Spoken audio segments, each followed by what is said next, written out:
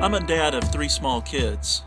The twins are 6, and the youngest is 5.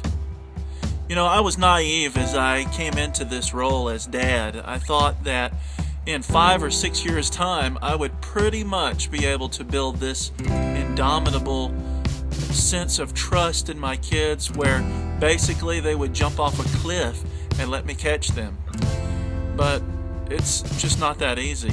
I remember last summer we were members of our local YMCA, and I was in the pool there, and the kids were all standing at the lip of the pool, and they were very antsy, and they wanted to get in, they wanted to jump in, but they were a little nervous about it. So I was standing there with my arms stretched out, and I said, "Just jump in, I'll catch you.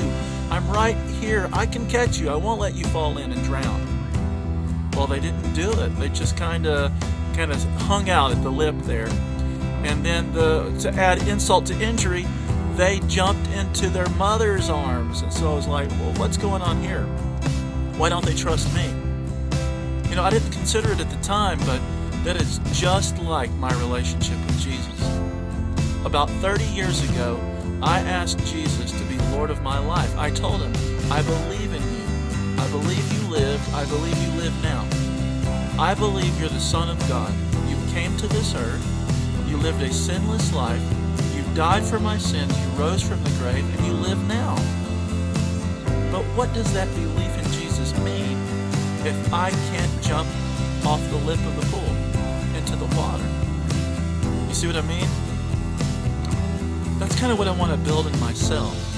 And I want to see us build it in our hearts, man.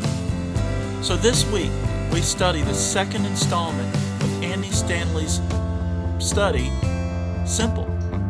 And as we get into his second message called Believe, we will deal with questions about how to translate belief into trust. So come again with me, man, as we gather around the fire and we study about trusting in Jesus.